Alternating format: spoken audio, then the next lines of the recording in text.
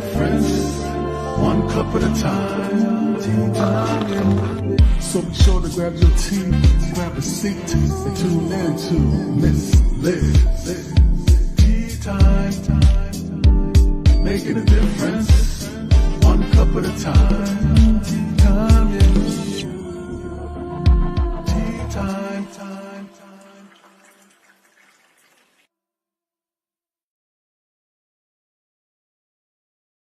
Well, welcome, guys. We are here. Miss Liz is back in the house, and you know what time it is. It's storytelling time and words. That's right. We serve a different type of beverage on Tea Time with Miss Liz. And today I have the incredible Scott Grace in the house. And if you don't know who Scott Grace is, you need to check him out. So we're going to get the disclaimer. We're going to get some bio, and we're going to get you guys over to Miss Liz's YouTube channel. That's right. We're going to get you to ring that little doorbell so that you can see all these incredible tea times at your own pace. Or you can even join the live stream like what we're doing right now. We're live streaming. So if you'd like to join the conversation and put your comments and questions and all of that support into this section, you're more than welcome to. If you'd like to stay anonymous, you can send Miss Liz a direct message at my Facebook page, and I will get those questions out to Scott during our conversation. Today's tea time is a lively tea time. So we're going to have some surprises for you, maybe even some music. You just never know. Miss Liz twists it up once in a while. So before we get started, let's get the disclaimer going, and then let me give you a little bit on Scott, and then we're going to share his tea today with all of you guys out there. Disclaimer for Miss Liz's Tea Time live show. Miss Liz, myself, is using StreamYard. Before leaving a comment, please grant StreamYard permission to see your name at StreamYard.com. Please be advised that the content brought forward for any Tea Time show hosted by myself, Miss Liz, is always brought forward in good faith. However, may bring forth dialogues and opinions that are not representative of my platform.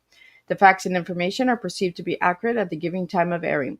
All Tea Time guests and audience participants are responsible for using their good judgment and taking any action that relates to the discussion. The content brought forward may include discussions for some where they may be emotionally at risk. It is significant to know that the show is engaging in discussion forums only to offer and inspire awareness and connection and is not providing therapeutical advice. If you have any questions about the disclaimer or the panelist discussion, you may freely contact me, Miss Liz, through my email at bookingmissliz@gmail.com. Moving forward, should you choose to voluntarily participate in today's show in any aspect, I myself, Miss Liz, welcomes you. And should you decide that the show is not made for you at this time, I respect those wishes and will see you at a later show at a later date and time. And again, for all of my listeners and audience out there, Miss Liz is closing the Tea Time podcast. So we are 5 Tea Times left before we wrap up 5 seasons and 5 incredible seasons. I admit to. I've met incredible people from all walks of life. And today I have one of those guests in the house. So I have Scott Grace. Scott Grace is a multifaceted life coach, tapping wizard, intuition guide, mentor, inspirational speaker, singer, songwriter, and conscious comedian. Scott brings a wealth of experience and joy to the table. Scott resides in the beautiful village of Ajijic, Mexico. I'll get him to say because I'm not sure I'm saying it right. Embracing a semi-retired lifestyle with fully committing to transforming lives one heart at a time. With stories ranging from hustling the streets of New York City to opening for renowned personalities like Deepak, Chopra, and Robin Williams. Scott's journey is one of resilience and inspiration. He's the author of 4 best-selling books that blend self-help, spirituality, and humor, and he creates personalized songs that touch the heart. His unique approach combines laughter and enlightenment, making him a beloved figure in the personal growth community. Today, we share his tea and his book on mindful masculinity, a book for men and the women who love them. Then we spill the tea of teaching ease awesomely. So let me get Scott in here and let's spill some tea together, guys. Welcome, Scott.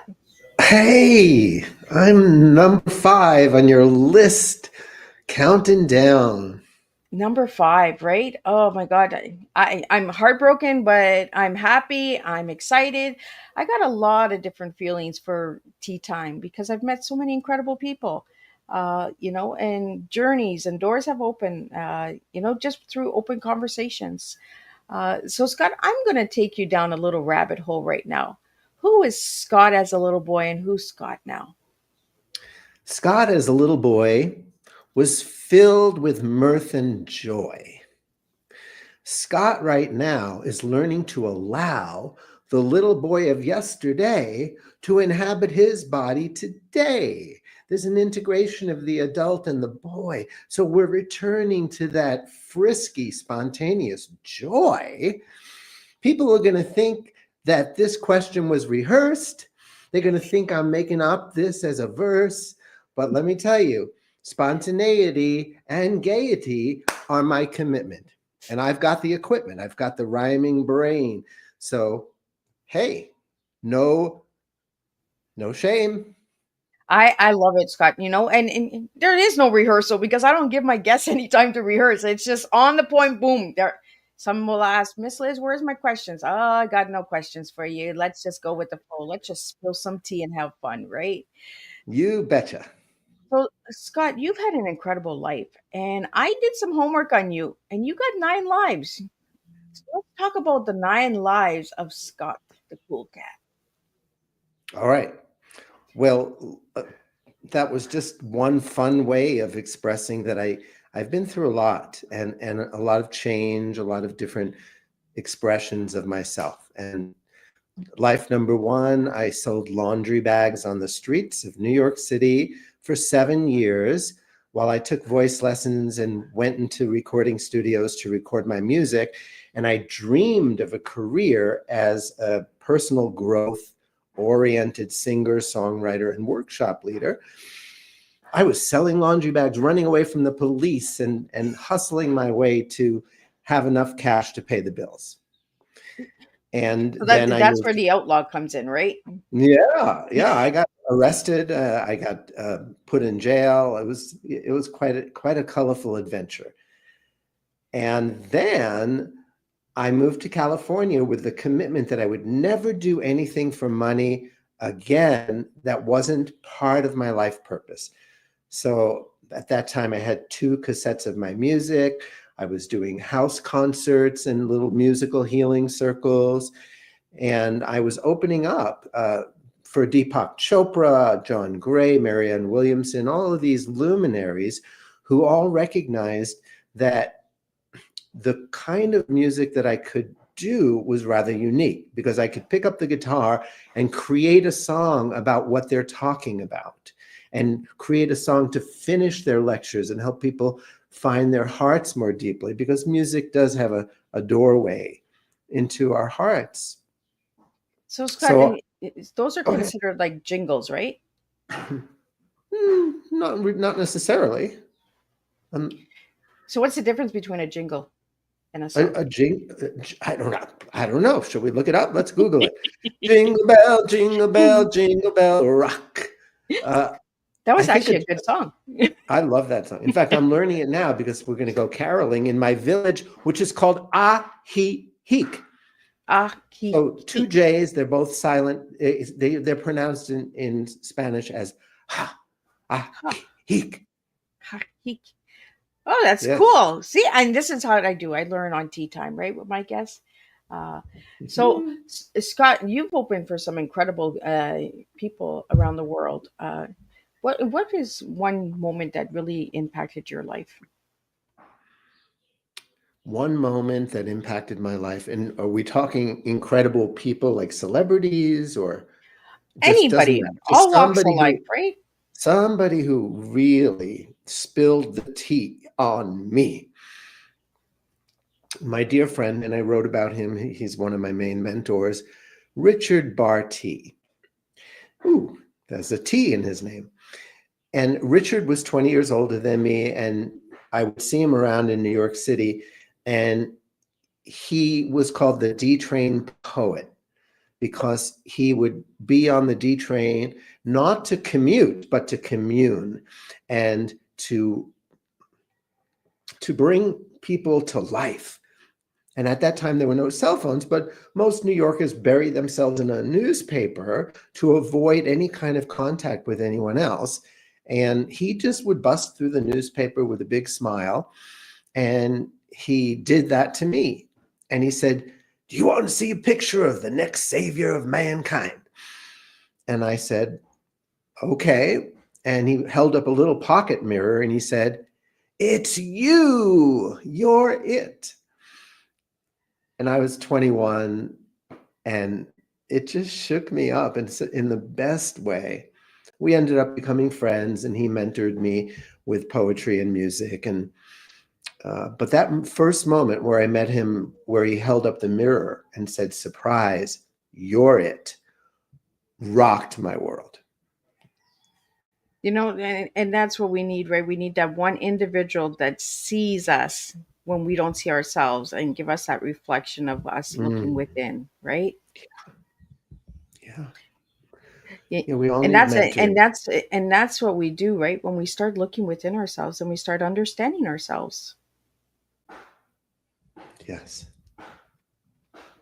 And the elders who have the wisdom, they need to pass it on. They need to mentor. And we young, budding students of life need to be mentored.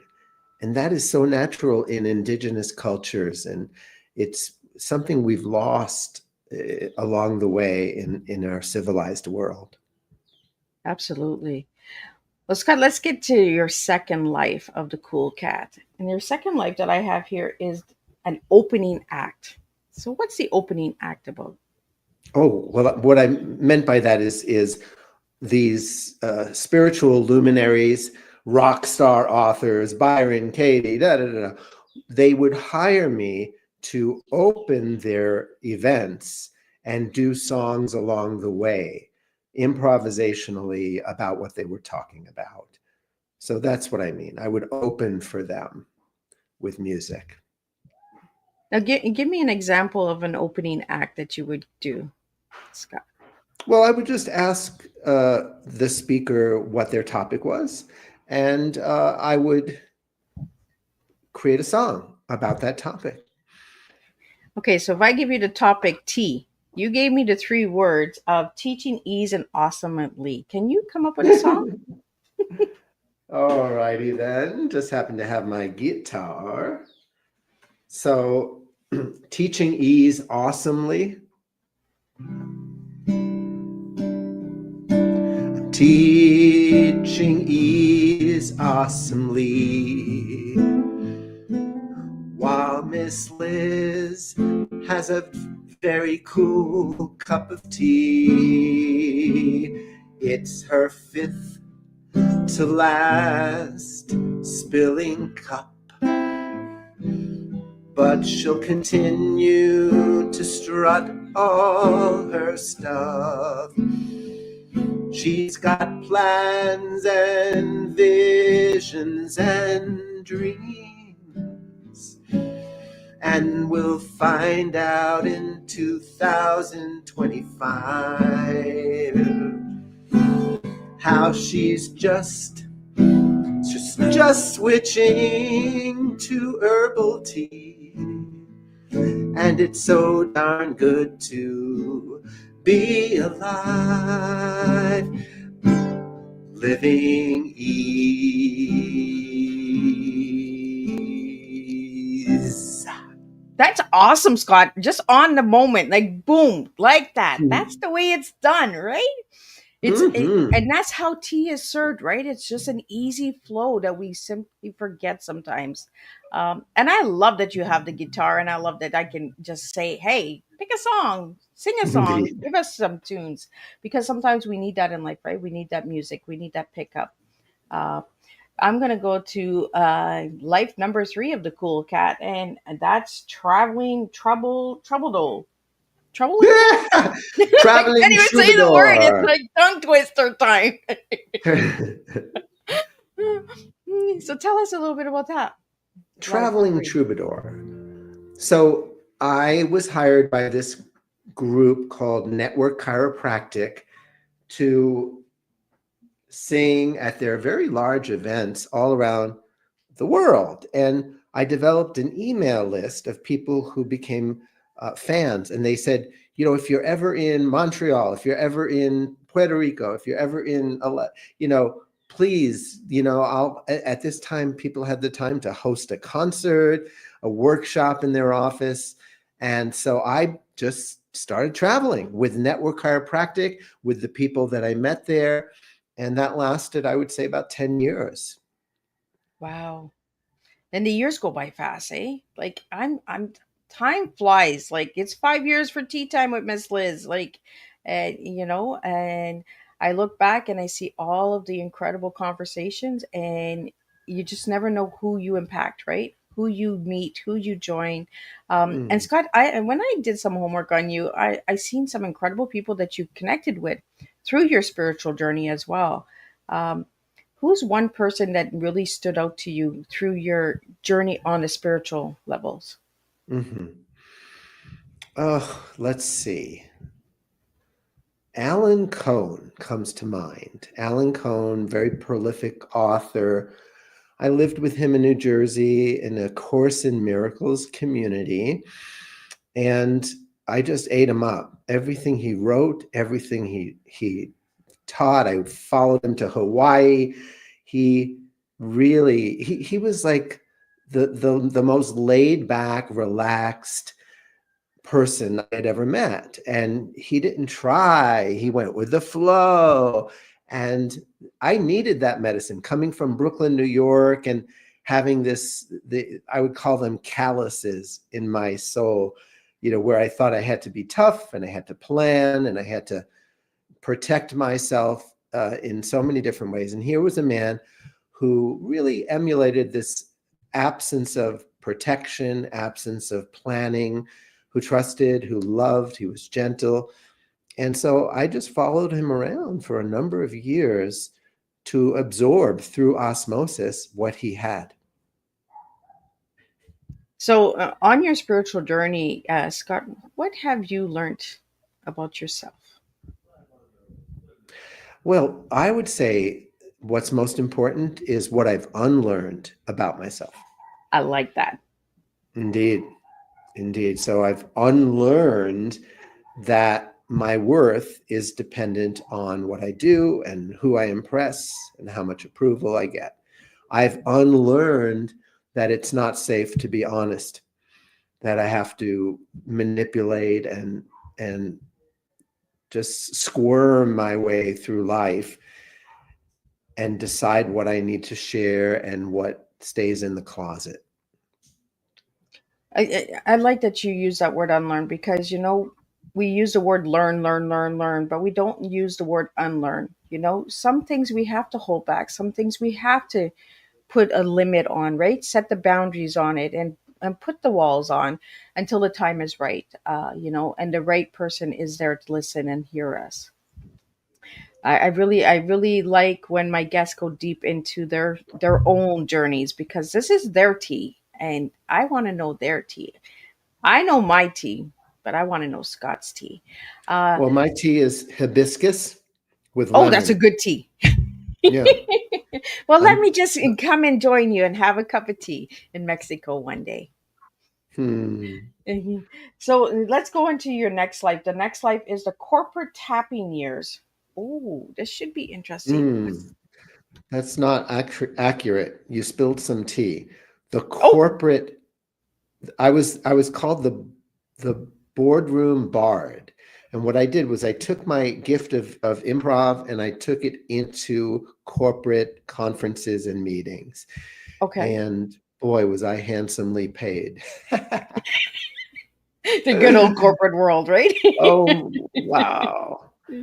Yeah. So basically, they would, again, just like they would turn to me at any moment where they needed to break and say, can you summarize what we just talked about in song?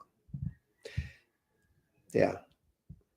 And Wow. ultimately, that did not satisfy me. I liked the money, but it was using my gifts in a way that was pure entertainment and did not really make the difference that I like to make in people's lives. Well, sometimes the money is not everything, right? It's, the Occasionally. spiritual journey tells you, and it says, oh, I don't know. The money's nice, but there's something that's not nice in me anymore, right? Mm. So I want to Well, get you on to the cannot next, serve two masters. right? There is pros and cons in everything, right? And there's things that sometimes we do it and then we're just like, I'm not sure if that's feeding me anymore, right? And it's Hmm. not Hmm. giving me that flavor that I enjoy. Um, Jim Carrey says he wishes that everybody has a chance to be rich and famous, because once you get it out of your system, you really can understand that it's not going to make you a happy camper. yeah. Yeah. Yeah, and Jim Carrey's an awesome man. He's a little underestimated a lot, and I like people that get underestimated because those are my type of people. Because Yeah. people kind of look differently at Jim Carrey, because he speaks honest and he speaks raw. He sure does. So I want to get into life number 5 of the cool cat, and it's stand up. So let's talk about the stand up. Sure. Stand up, I always included humor in my concerts, and uh, I had a list of funny songs, and I would do a bunch of them. They sold a lot of CDs. And one day I just thought, you know what? I could do stand up, and it scares the crap out of me to do stand up. So let's do it. That's the kind of guy I am. And I did it, and I got addicted to it. I loved it. And this was in Marin County near San Francisco, and this club, there's a big theater, would have Tuesday nights with surprise guests. And I was one of the opening acts. So I got to open for Robin Williams and Dana Carvey, and do improv and songs and actual monologues. And it was a blast. And again, I left that world because it, it, I got it out of my system, and I realized I'm not here to just entertain people. That's fun, but it's not it's a side dish, and we don't want to make it the entree. Absolutely. I love the way you did that. Like getting these important messages out there, getting it out of our systems, trying it, once it's done, then move on to the next tea and the next flavor and the next type and that as well. Uh, Hmm. so working with Robin Williams, what impacted you? Oh, I saw him in the green room. I had conversations in which I saw that he wasn't able to make eye contact with Oh, me just when talking about himself. I saw a tortured soul who was giving, giving, giving, giving, but not receiving the love and appreciation, pushing it away, kind of perfectionist. I see that a lot with performers and actors. It's tough for them to be themselves. Um, and so I saw his genius. But I have to say that when I would sit in his presence when he was performing, that I felt like I had to leave my body. There was so much frenetic energy going from his genius into my nervous system that I was troubled. Like I on one level I admired his genius, and on another level it's like I got to get out of here because I'm getting so riled up by empathizing, connecting with his nervous system. I'm losing well, my own peace. and Robin Williams was known for to use humor, right, to get over hard stuff in his life as well. Mhm. And we, a lot of us, when we're hurting, especially with mental illness, and that we use humor, right, because it gets heavy sometimes. It gets really hard. Yes. Uh, so I can imagine leaving that energy and feeling someone else's energy, right? Mhm. Some Mhm. I know when I go into a room and I can feel different energies, I'm like, oh, I need to stay away from that corner. Oh, let me go over to this corner. It's a little lighter. It's not so heavy, you know? Uh, I feel that as human beings, we are directed to different individuals, who Mhm. match the level of energy that we're at. When it gets too high, then we just got to leave our bodies, like you said, Scott, for Mm. that moment because, Or leave the room. One of the hardest things we talked about boundaries for me has been learning to take distance when I'm triggered, when I don't feel safe. If I can learn to take my hand off of a hot stove, very quickly without judging myself for doing that. What's to stop me from removing myself from somebody's energy when it's really disturbing to me? And what's to stop me from removing my energy so quickly that I don't stay in distress? Yeah. So I've learned to take my, if somebody hands me a hot potato, I don't try to analyze why it's hot and what's going on in me that makes me want to drop it. I just drop it. Yeah. Yeah. And I think we need to drop the hot potato once in a while, right? Because we Yes. already know that it's hot. We already know we're going to get burnt, right? It's just like life. uh the scars and triggers and traumas that we all live with, because we all have gone through something, right? That hot potato sometimes gets really hot, but we hold on to it for some reason, knowing that it's going to burn us, until we Hmm. learn our boundaries and our Hmm. walls and our triggers. And I say this all the time, Scott: triggers are good, because then we know where we need to heal ourselves, where we need to work on Hmm. ourselves. Hmm. If we didn't recognize our triggers, I think we would be in a lot of danger. Yeah. So, the person that I had been the most triggered with was my mother. And I actually went through a period of time where I wouldn't talk to her. And thank goodness we transformed our relationship after a couple of years. And now she's 96, and just we get on the phone and we just are a puddle of love.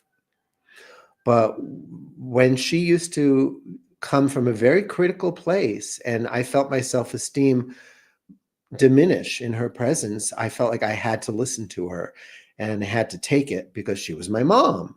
Yeah. So I broke that pattern. And guess what helped me break it? Rage. Rage.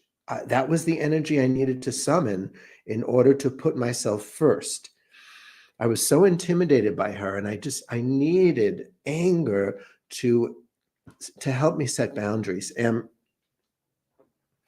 I don't know if I'm going to remember all the lyrics, but I did write a boundary song to celebrate when I finally told her off and got out of there with a commitment to never allow myself, my mother or anyone, to verbally abuse me and stay in the room.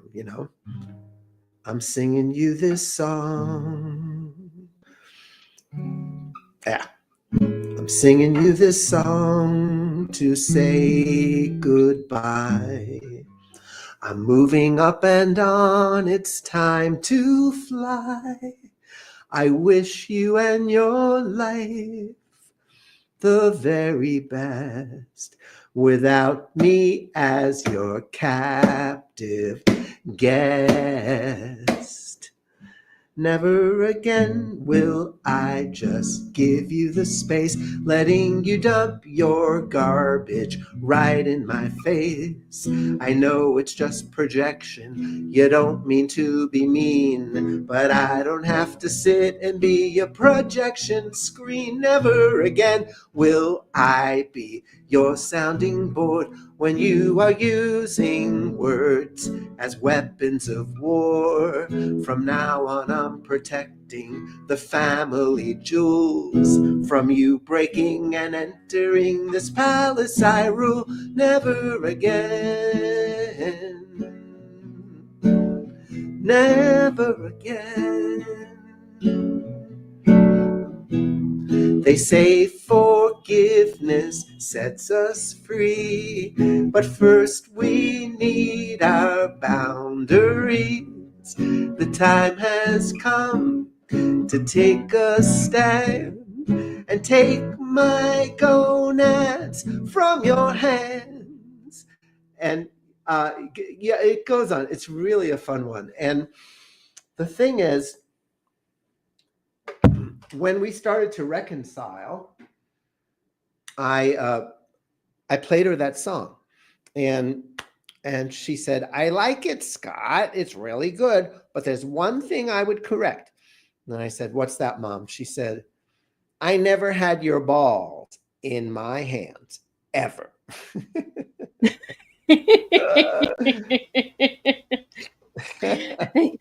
So Scott, all the songs that you created and your journey, can people find those songs on your website? Absolutely. They're all on my website, scottsongs.com, SCOTTSONGS.com. And guess what? They are free. They are free, free, free. And many of them are on YouTube as well. Awesome. I like that one. I might just use that one. Spotify. Well, yeah, yeah. Oh, I didn't share with you there's some lyrics that are really, really fun. I don't remember that one too well. I haven't played it in a long time. Yeah. Well, sometimes going down memory lane, and having these conversations, you open those doors again and you say, oh, I remember a goodie, And I love that you just grabbed your guitar and started playing, because I needed that song.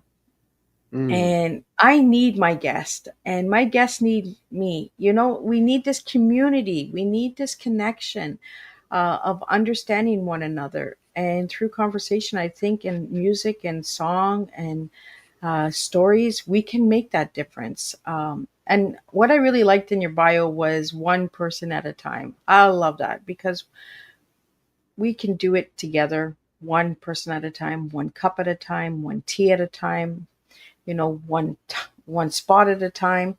You know, um, I really want to thank you, Scott, for coming into my life and bringing your tea to my table because I need you. So thank you for that today. Um, so let's get into life number 6. Scott's had some really incredible lives, the 9 lives of the cool cat. Number 6 is a spiritual Dr. Zeus. We talked about Dr. Zeus Dr. before we went Zeus? live. So let's talk about Dr. Zeus. So Dr. Seuss is a children's author who I grew up on. And one day I was reading one of his books to my 2-year-old daughter. She was 2 at the time. And tucked her in, said goodnight. And then I couldn't get the rhyming out of my head. It was like I was living and breathing, thinking and dreaming as Dr. Seuss. But I noticed that there was a theme to the rhymes. And that was they were about the spiritual journey of adults. So I started to write down what I was hearing in my brain, and it's become my altered ego. It's become like when I want to say something, if I could say it as the spiritual Dr. Seuss, it goes in more deeply than if not. So would you like to hear a sample of it? Absolutely. Good. Good. So we have on the menu today, we have the end of struggle. We have a conversation about fear. We have a conversation about the inner critic and the law of attraction and guilt, how the guilt stole Christmas. Which one floats your boat, Liz? I'm going to go with guilt stole Christmas. Oh, my goodness. Now, you just picked the one that I don't think I fully memorized, so I'm going to refer to my book if necessary. Okay. There's a teacher inside you who teaches you lessons. His favorite word should is a sign of his presence. He shoulds on you till you're so deep in depression. You make your priest gasp at your confessions.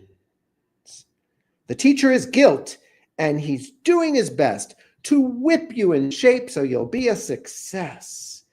When he thinks you screwed up, he whips your behind, the way jockeys whip horses to quicken their time.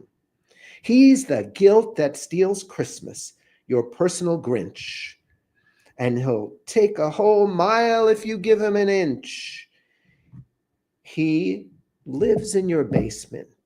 That's where he resides. Alone in the darkness, he schemes and he hides.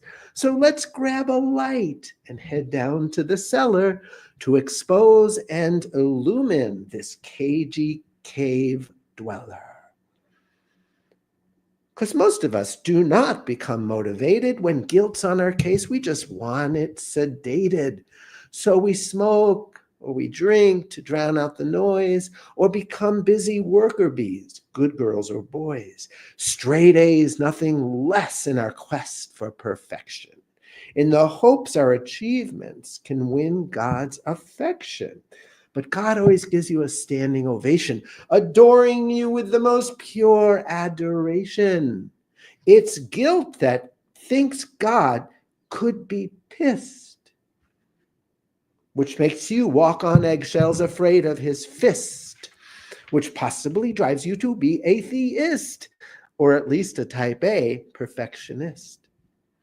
Remember in school when you got your first B and you felt like you failed somewhat miserably? It's guilt that thinks misery leads to prevention, and for your own good sends you down to detention. And in that detention, he hopes that you'll suffer enough that you'll be that much wiser and tougher. It thinks it's serving some valuable service by rushing to judgment and making you nervous. But guilt's not like conscience, regret, or remorse. Those teachers teach gently, while guilt uses force. What's wrong with you, madam? And of course, shame on you, sir. Guilt thinks he's your teacher, but he's just your abuser. Now, these are long poems, so I don't want to. No. I'm not going to stop you, because you know what? It actually goes into your T, Scott, because your T is teach. Teach. See Now, how guilt that can arise. flows together. Now, guilt can arise from so many sources. Let's name just a few as a matter of courses. There's guilt from religion, original sin, humanity's birth defect, pass me the gin. There's sexual guilt when you've just done the naughty, or sometimes there's guilt when you just had the thoughty. There's guilt when you did something bad and got caughty, or when you did not do something you oughty. There's parental guilt that's installed by your folks who hope to protect you and teach you the ropes. There's guilt when you've gained weight and gotten too curvy. There's no end to the reasons you could feel unworthy. Now, if you are Catholic, guilt can be addressed in a booth once a week. Hail a cab and confess.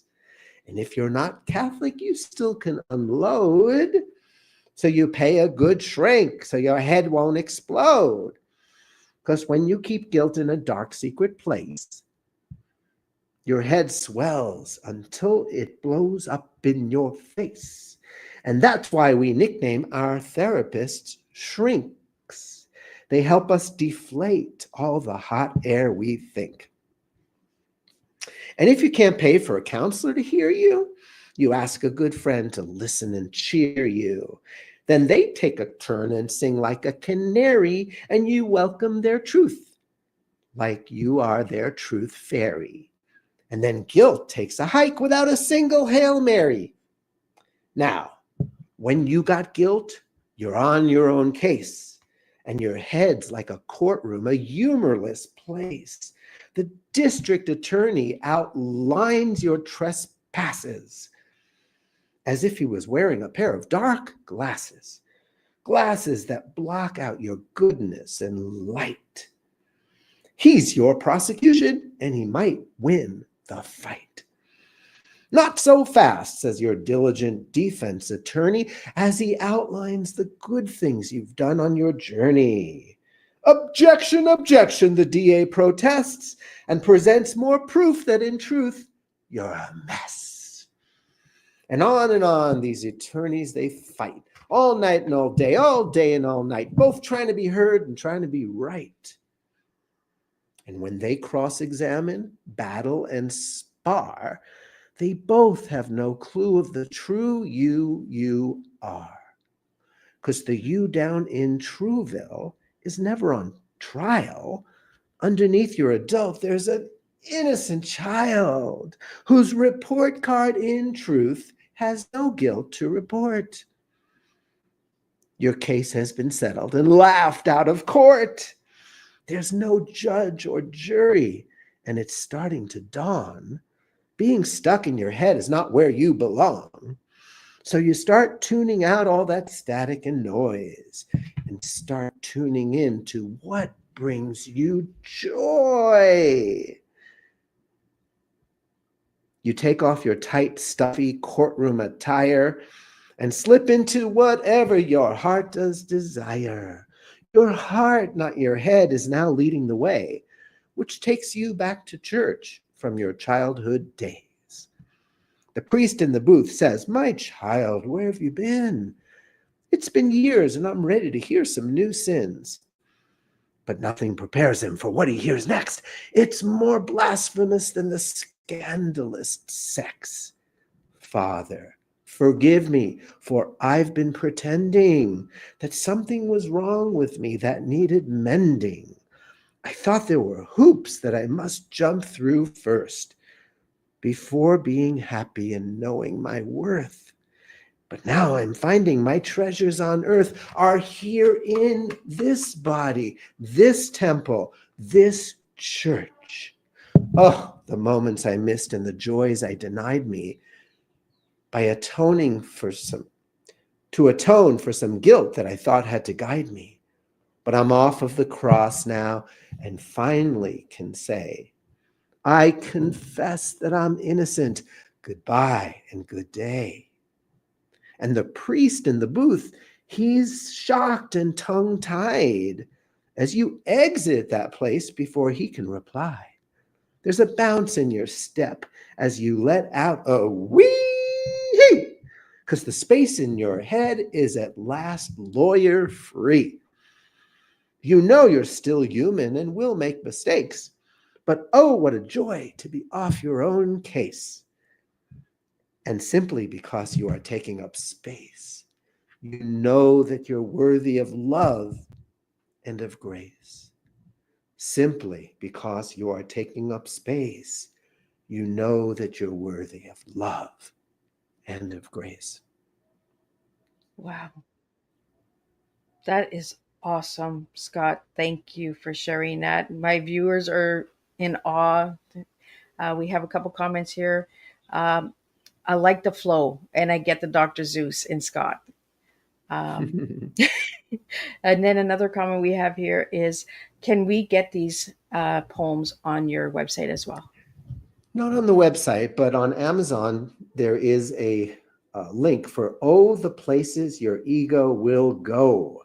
Okay. And so you type that in with Scott Grace, and you will be sent to this cute little book that's so inexpensive and makes such a great gift for the holidays, for anyone in your life that likes to laugh, and especially people who get defensive around personal growth, because most personal growth books bring up for people some form of "you're not enough as you are, but if you do these things," but this is just amusing and charming and innocent as hell, and everybody reads it with a smile on their face.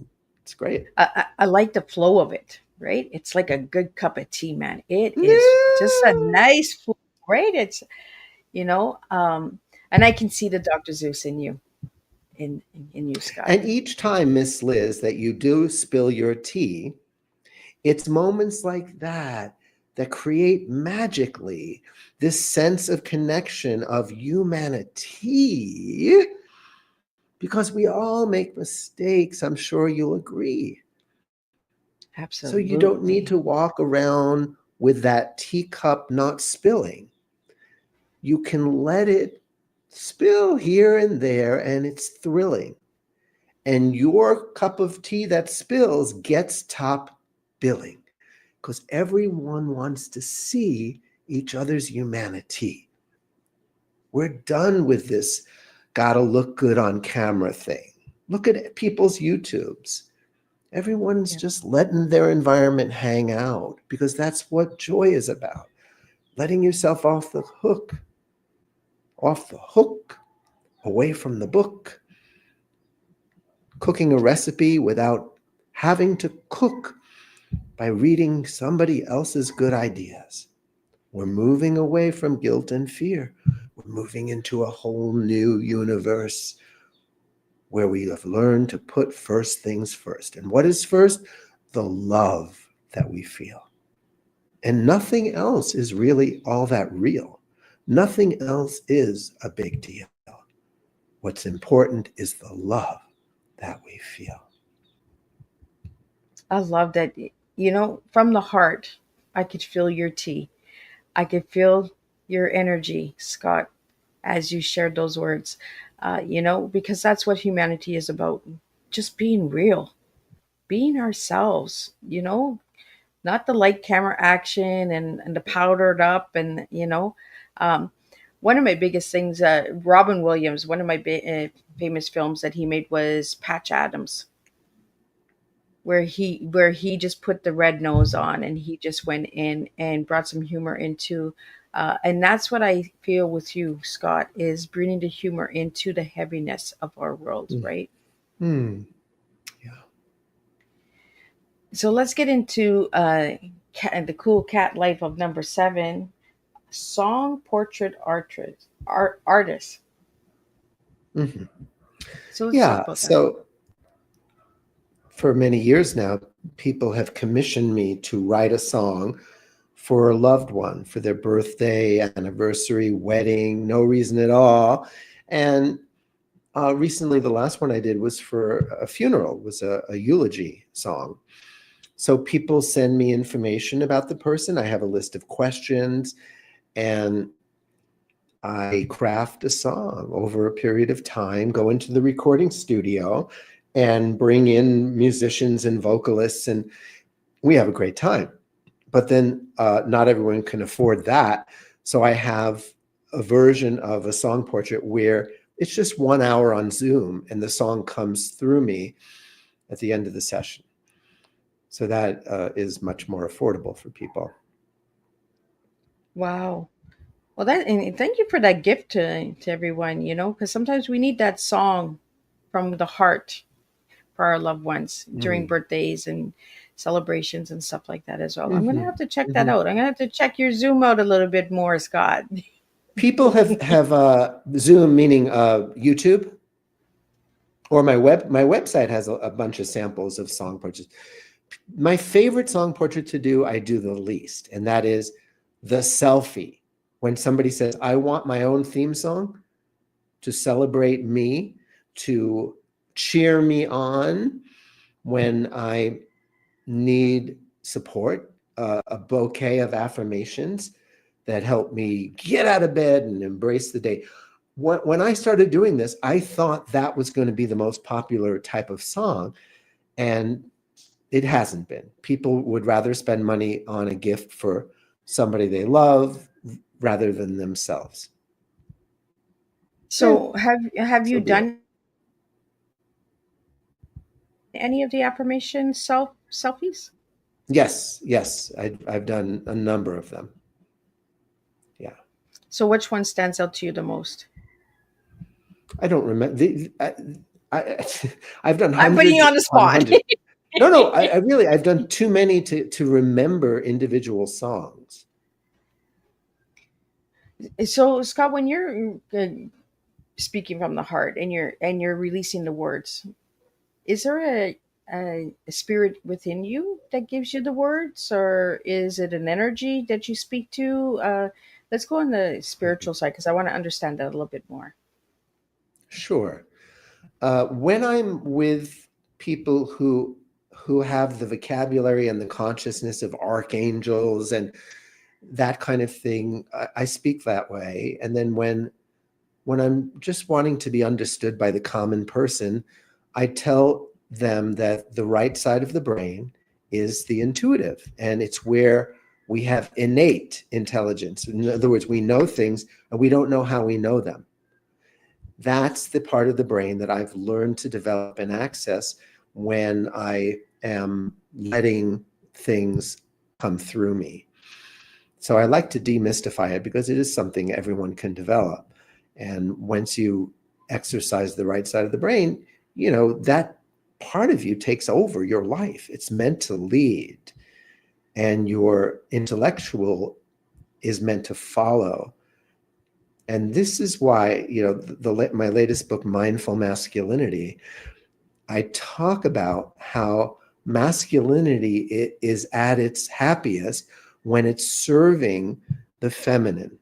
And I don't just mean holding the door open for women, although that could be part of it.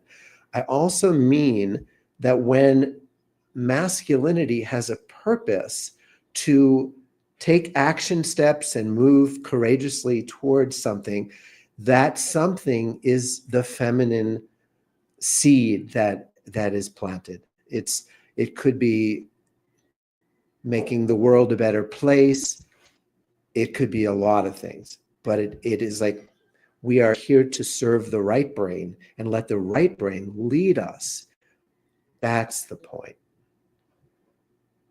So, Scott, that kind of goes into the cool cat life of number 8, the best-selling author, right? Because this book and many other books, and the other one that you just showed us a couple minutes ago, let's share a little bit about the best-selling author and what got Scott that in that direction. Well, I am a New York Times best-selling author of 4 books.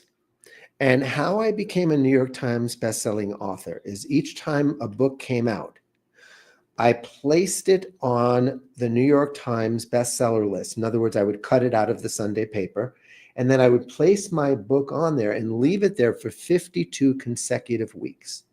And that makes me eligible to say that I'm a New York Times bestselling author. Now, the truth is, I'm having a lot of fun with that little play acting, but I haven't really sold more than a few thousand books of each of these books. And it's because I'm always like, what's next? Like, I don't like promoting my history. And when I finish a book, it's history. And I'm like, what's next? And that's kind of the way I operate. So people find my books. I am very pleased, but I don't have the passion to promote them as much as I have the passion to write them. Oh, I like that. Scott, I like that because I'm a writer and I have a hard time promoting my books as well. I'm just like, I enjoy writing them, but promoting them, they'll be found. The universe will guide them. The people will come, right? If you write it, they will come. That's right, right? I, is there a reason why writers and authors have so much trouble promoting their work? I don't know. Maybe it's the fact that their introvert energy wants to create that cave, and not too many people have both an introvert and an extrovert inside their brains. Yeah, because I love the writing part. I just don't love the promoting part. Yeah. It's almost like you said, the people will come, right? You write it, you get it out there, but it's doing. And I love what you just said. What's next? Because I love that. What's next for Scott? Mhm. So, Well, sometimes what's next leaves me feeling like a nervous wreck, because it's hard for me to say, what the heck? There's so much uncertainty. The future is a mystery. I can just let it be. Those are great affirmations, but sometimes my mind takes a vacation from the positive affirmations and fills my head with worst case scenarios. Worst case scenarios fill my projector. And fear says, I'll be your protector. And that's just a crock, because fear has to stop in order for the self-expression to make an impression. And that is, through my giving, I make a financial living.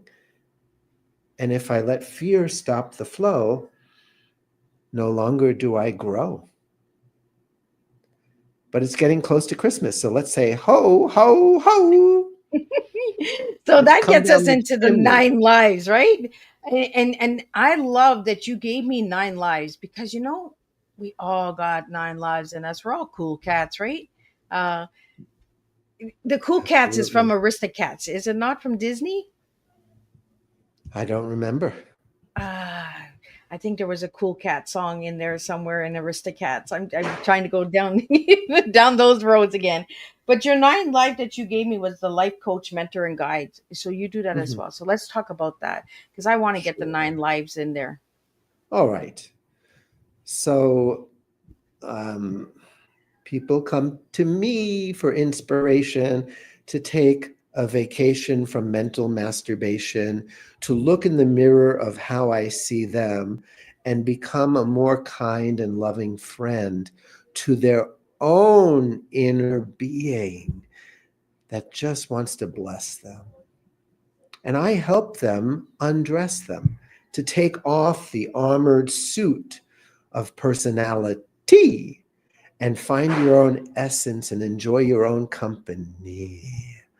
So, through empathy, listening, channeling their guides, I help them feel more alive. Sometimes I sing them a song at the end, a song about being their own best friend, a song that summarizes the session we had and brings tears to their eyes and makes them feel glad. So a session with me is quite multi-tea. There's lots of tea bags that go into me. And they're all hopefully caffeine free because I want people to calm down in my presence, to feel there's no worries at all, and to be in touch with their essence. Does that explain things?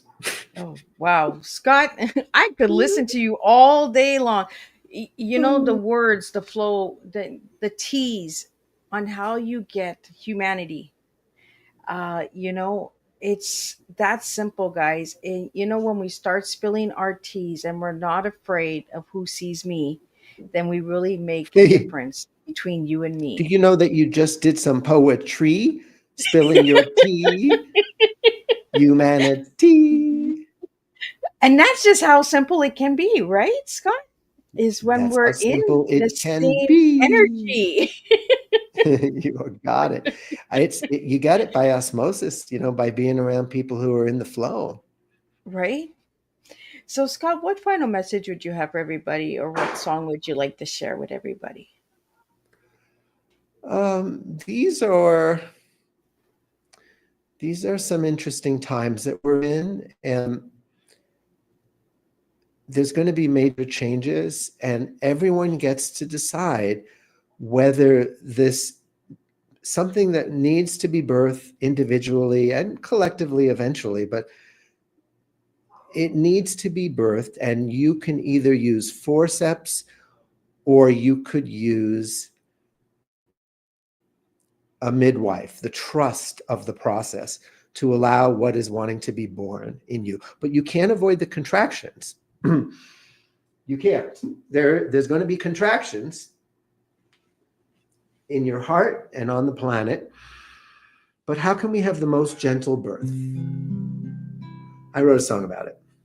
There's a steady stream of wonder as I choose to make amends to the lightning and the thunder. Could it be they are my friends? There's a crack in fear's foundation. What was solid turns to dust. It's divine disintegration, and it's teaching me to trust, deepening my trust.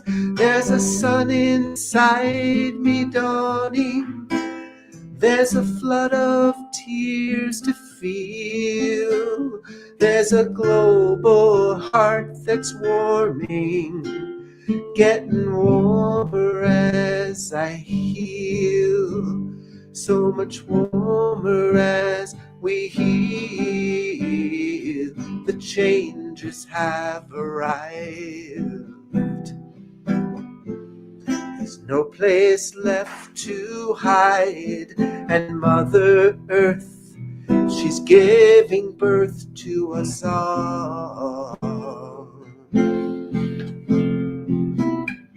Breathing deep through the labor pains.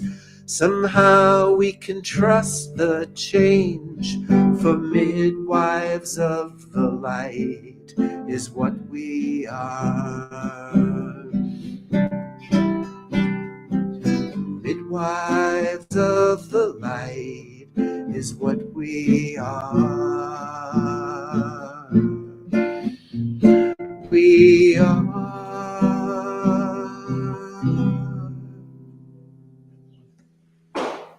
Wow. Thank you so much, Scott. Thank you for your grace. Thank you for your tea. Thank you for your words of wisdom.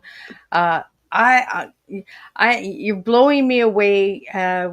Bruce is in the house, big supporter of Miss Liz. He's my big brother, watches out for me, and he says, "Wow, love this, Scott. You're awesome." And outstanding. And we have some viewers on Instagram that are saying, "Thank you, Scott, for this time, and thank you for your tea." So this is what it's about, guys. So I want everybody to know that Scott is number 5. We are counting down tea time. Miss Liz is leaving the podcast world, but I'm not leaving you guys. I do have some things in store for 2025. But conversation and openness does make a difference, guys. Um, so thank you again, Scott, for joining me. Thank you to my listeners, my audience, my viewers. Go and check out Miss Liz's YouTube channel. Check out these incredible tea time guests. Each one brings a different type of tea, a different flow. If one tea doesn't resonate, I guarantee there's one in there that will. Uh, Join us all December 19th at 7 p.m. on Miss Liz's YouTube channel, where over 50 Tea Time guests are coming back and saying their goodbyes and farewells to Miss Liz, and have opportunities and surprises for all of you guys out there as well, if you're looking for them. Opportunities knock, and sometimes they knock in ways that we don't expect. And Miss Liz is just giving you those doors. So knock on them and see which one resonates with you. So thank you again, Scott, for joining me. We will be back at 7 p.m. Eastern Standard Time, where we have Visionary Blueprint. That's right. We're going to open those visions up. We're going to get the blueprints going. We're going to get you started for 2025. I'm saving the best for last. Then we have Frederick Schofield coming in. He'll be talking about Cary Grant and his books and all that on Thursday. And we have also, let me just check. I don't want to make sure I'm forgetting anybody here. Then we have Michael Higson coming in, and he'll be talking about his story and journey being a blind person working with guide dogs. Because sometimes we put our blinders on and we forget that there are amazing people out there that have disabilities, that have a voice and a story that matters as well. And then we'll be wrapping up Tea Time, 5 seasons with 2 incredible a poet, an author, and an illustrator from Canada who has written this incredible poet book called The Canvas of Life. And the reason that I'm wrapping up Tea Time with The Canvas of Life is because all of my guests have given me a life to enjoy. 5 seasons, 5 incredible times together. So again, stay tuned. 7 p.m. Eastern Standard Time, Miss Liz will be back, and we will do number 4 and 3, 2, 1. And then we will celebrate, and we will continue to share these teas for lifelong lessons. So be sure, if you're needing a pickup, go and check out Ms. Liz's YouTube channel. Check out Scott's YouTube channel. Check out his website. So Scott, if you'd like to read your website out to all the audio listeners out there. Sure. It's scottsongs.com, SCOTTSONGS.com. Awesome. So I will see everybody 7 p.m., same place, same time. And we're going to spill a different type of tea, because that's what Miss Liz does. Different flavors, different blends, and different guests from all walks of life across the globe.